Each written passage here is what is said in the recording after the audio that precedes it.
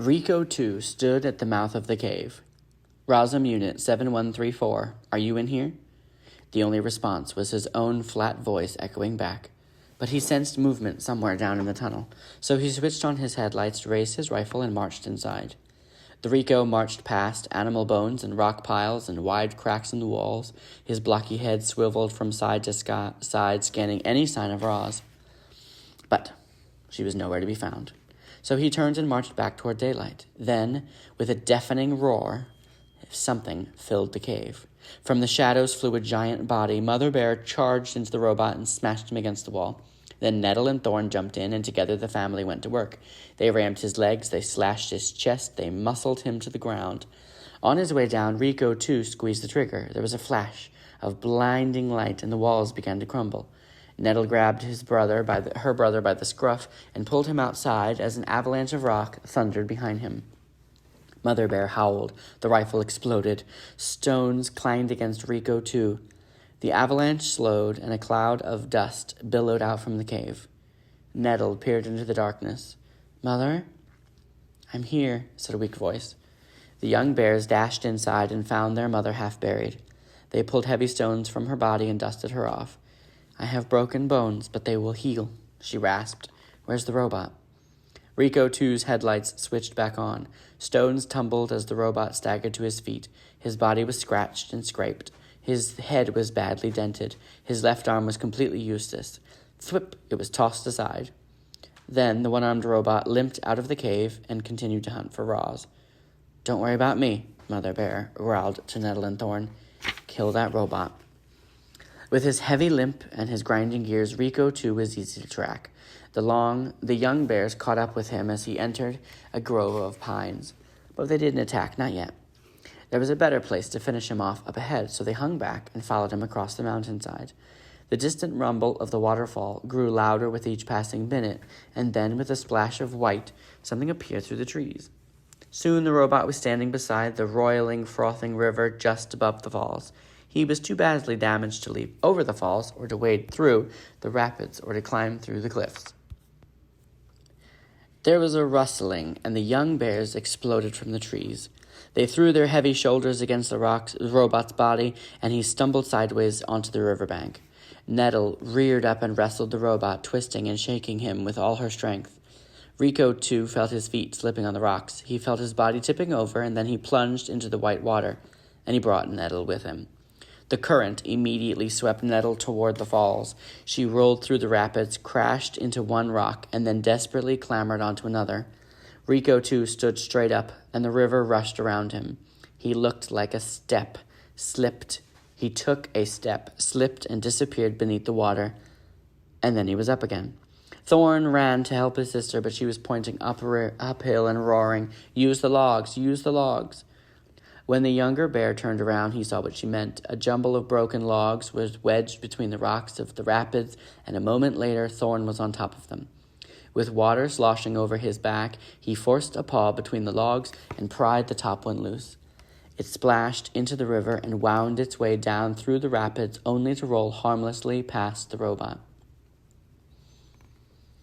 Then it dropped out of sight. The bear tried again. He popped another log into the river, and this one spun just in time to ram its full weight into the robot's chest. Rico, too, went sailing downward and sank beneath the surface. When he reappeared, the river was full of heavy wooden torpedoes. One log pounded the robot's shoulder, another slammed his face. More logs knocked him closer and closer to the falls.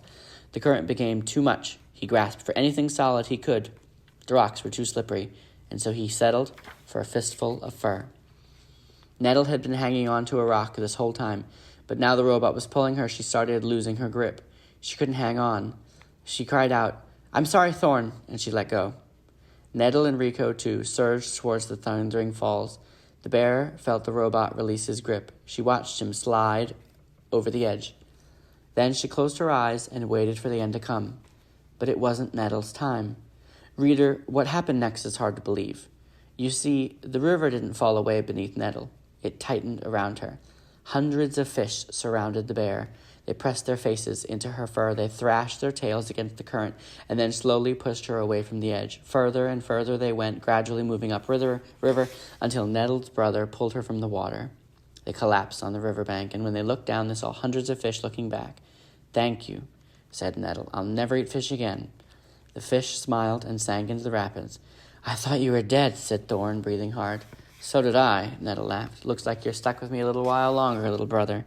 "I'm not little." It felt good to joke, but the bears quickly turned serious. They were both bruised and bleeding, and their mother was in far worse condition. However, it would all be worthwhile if Rico, too, had finally been killed. The bears crept over the edge of the cliff, and there at the bottom of the waterfall, strewn against the wet rocks, was the shattered body of the robot. Rico 1 was standing in the great meadow. He stared up at the smoking hill of ash and then down at the stampede of footprints around it. There had been a large bonfire with hundreds of animals and one robot. But why? The Rico couldn't make any sense of what he was seeing. After thoroughly exploring the site, he continued through the meadow into the forest. It was about that time he lost communication with Rico 3, then Rico 2, and he knew that his partners had both been destroyed. Rico 1 would have to hunt down the target by himself. The hunter marched on, his blocky head swiveled side to side, scanning for any signs of Roz. He was soon gazing across the glassy surface of the beaver pond. On the far side, a thread of smoke drifted up from another one of those wooden domes.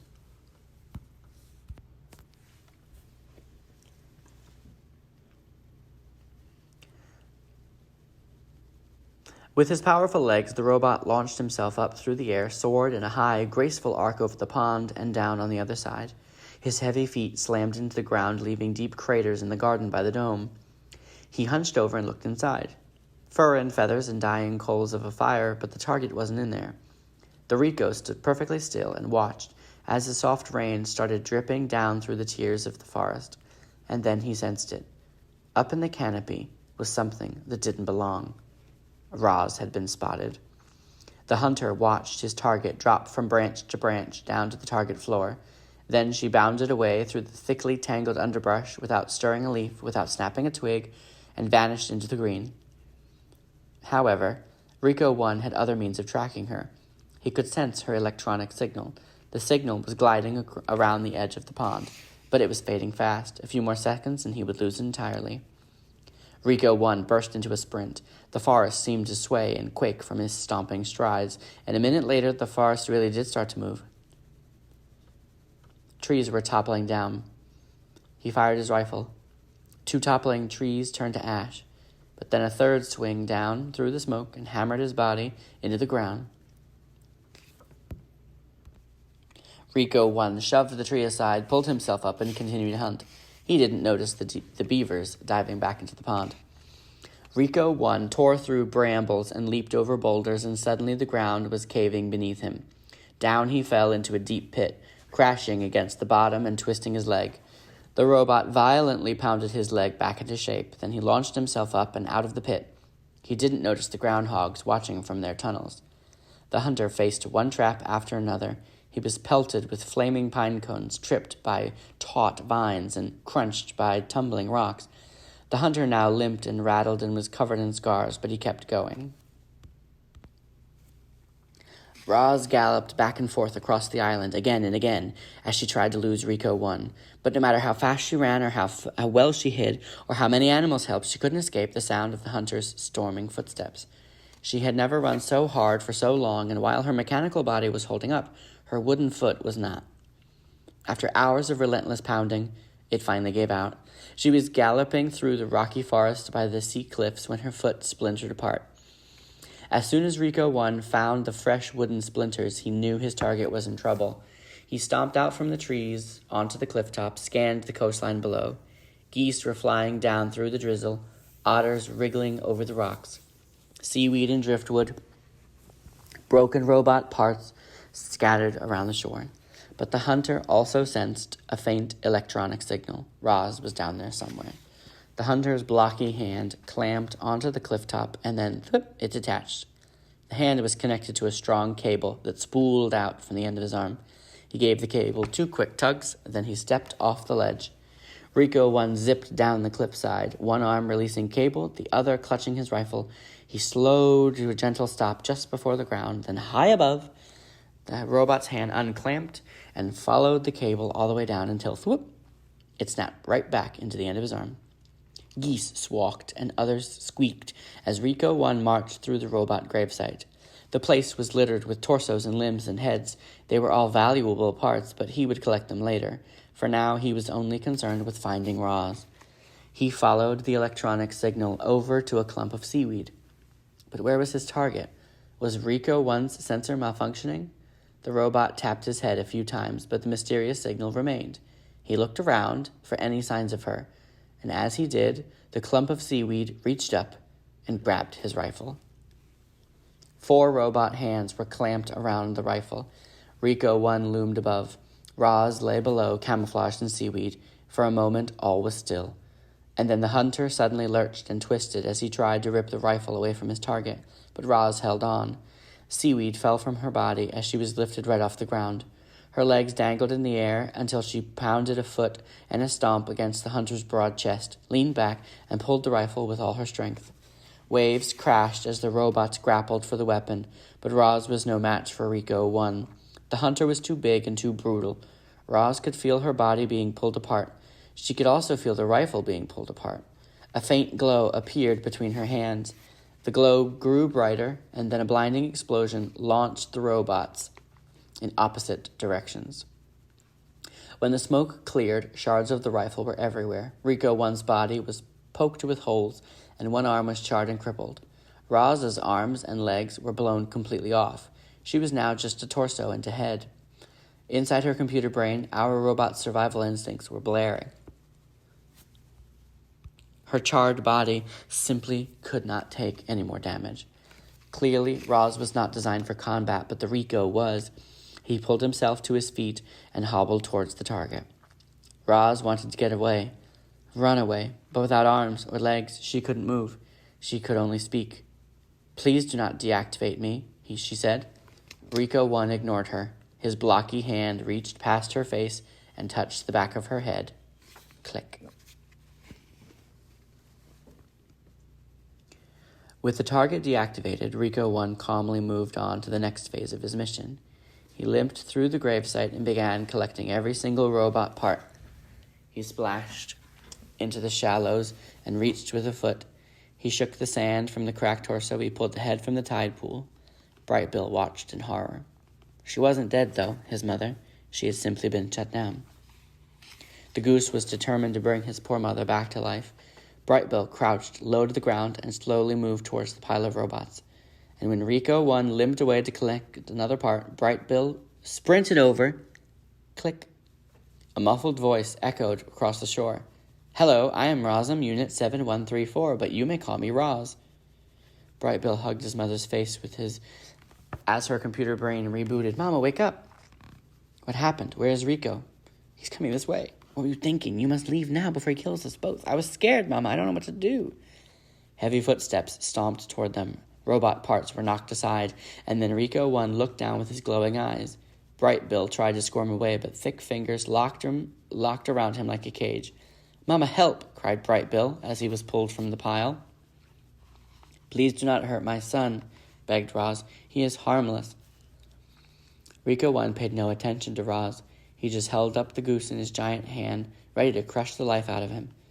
Mist swirled in the breeze. Waves sloshed against the rocks. Seagulls circled above. No, not seagulls, vultures. And then one of them clutched something silver in his talons. The vultures spiraled down, and Rico 3's rifle clattered onto shore. Geese and other otters quickly surrounded the rifle. They squawked and they squeaked and they fumbled with the weapon, trying to aim the clunky thing. The hunter was confused. How had those animals gotten a rifle? How could they possibly know how to fire it? They did know. The geese had seen a trigger pressed before. A beam of light briefly flashed through the gloom. At first it seemed as if nothing happened, but a moment later Rico 1's chest began glowing in brilliant orange, and then it was melting and oozing down his front, and soon there was a hole in the middle of his torso. His hand suddenly unclenched, and Bright Bill fluttered away. Seawater sprayed at the gravesite, and steam hissed. He shook, he twitched, he collapsed beside Roz. Rico 1 turned his face to Roz and spoke in a quiet, garbled voice. More Ricos will come for you and destroy you. Still more will come. The makers will not rest until all missing robots have been retrieved. When will they come? Said Roz. How long do we have? You can still be fixed, Roz. Go to the airship, bring all of the robot parts with you. The ship knows what to do. His voice went silent, his eyes went dark, and Rico 1 was dead. Geese and otters were bustling all around Roz. They were pulling arms and legs from the robot pile and pressing them against her body. They were hoping to hear thwip sounds and the robot limbs would snap back into place, but nothing happened. No matter what they did, the limbs wouldn't attach. Our robot's body was too badly damaged. I'm sorry, Mama, said Bright Bill, his voice trembling. I thought it would work. The animals tried to smile at their poor friend, but they couldn't hide their sadness. Roz was a mangled wreck, and there was nothing that could fix her. The robot wanted to be strong for her son and her friends. She wanted to ease their pain, ease their worried minds, and tell them everything would be fine. But Roz knew that everything would not be fine. She looked down at her broken body, and then she looked up at the geese and said, I will need some help getting home. Strong, nimble creatures carried Roz up the sea cliffs and across the island. They carefully propped her up inside the nest. They built a fire, and then they left the robot with her son. Roz and Bright Bill sat there, staring at the flames, until the goose finally said, Do you need anything, Ma? I could really use some new arms and legs, the robot chuckled at her own bad joke. That isn't funny, cried the goose. My mother is broken, and I don't know what to do about it. I'm sorry for joking. Roz adjusted her voice to a more serious tone. I know you want to fix me, but there's nothing here we can do. Bright Bill, I'm afraid we have some difficult decisions to make. I think you should arrange a meeting of our closest friends. We could use their advice. The goose disappeared out the door, and soon Roz's oldest and wisest friends were on their way. Loudwing was the first to arrive. She limped into the lodge on her injured foot and sat close to her robot friend. Mr. Beaver appeared next, followed by others.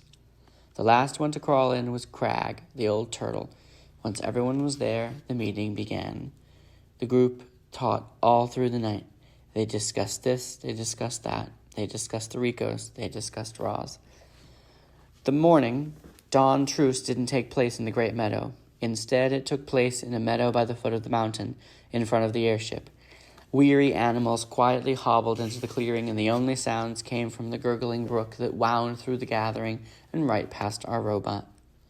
Roz's voice filled the meadow. Good morning, animals of the island.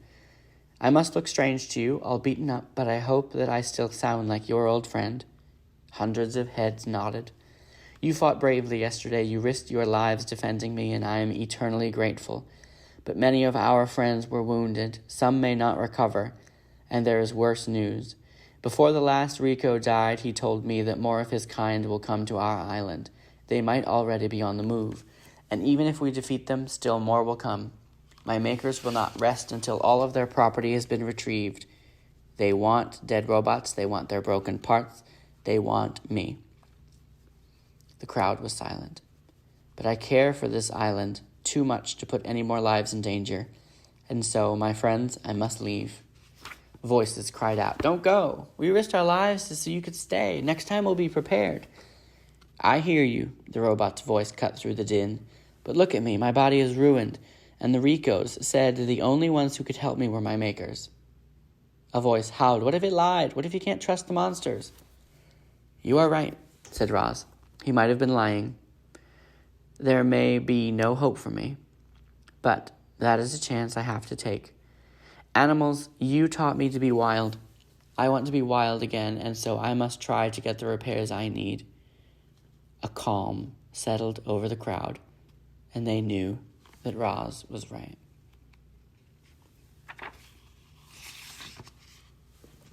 Our robot had an army of animals at her command, and she asked them to bring every robot part and rifle back to the airship.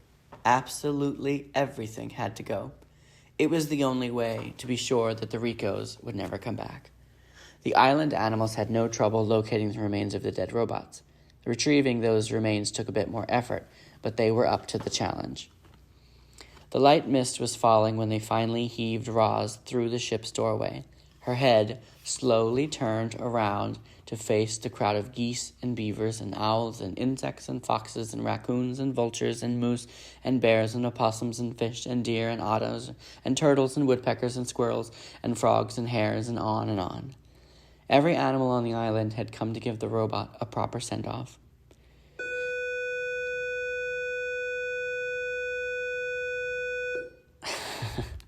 You can hear that I'm in my classroom reading because it's 3:30 and it's time to leave. That's a little treat for those who are listening. A little secret little message inside this reading. Goodbye, you wild animals, Roz's voice echoed through the gray mist. The wild animals smiled. And then, a few of them... the bell just completely threw me. The wild animals smiled. And then a few of them started to roar. Then more started to screech, and then more started howling and chirping and grunting. Soon every creature was hollering goodbye to Roz. Bright Bill fluttered up to his mother's shoulder. You understand why I must leave, said the robot. I understand, sniffled the goose. More Ricos could be headed here right now, I just don't know. Will I ever see you again, said Bright Bill. You are my son, and this is my home, said Roz. I will do everything in my power to return. Bright Bill hugged his mother's worn face. I love you, Mama. I love you, son. The goose fluttered back to his flock. The robot took one last look at her home, and the door hummed close. The airship's engines automatically fired up. Then the ship slowly floated above the island, turned towards the south, and disappeared into the sky. Our story ends in the sky, where the robot was being whisked away from the only home she had ever known. As Roz sat in the airship, broken and alone, and speeding towards a mysterious future, she looked back at her miraculous past. Reader, it must seem impossible that our robot could have changed so much. Maybe the Ricos were right. Maybe Roz really was defective, and some glitch in her programming has caused her to accidentally become a wild robot.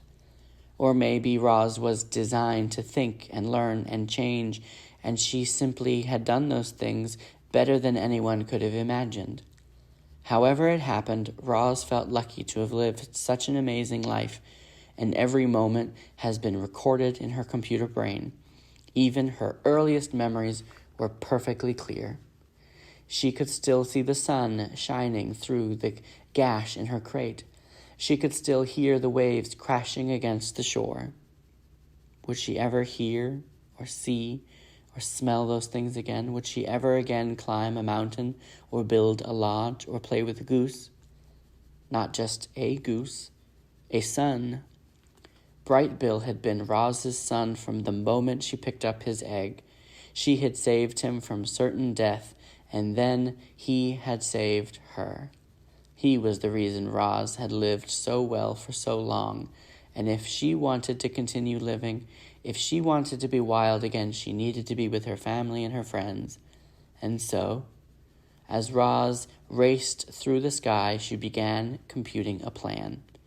She would get the repairs she needed, she would escape from her new life, and she would find her way back home.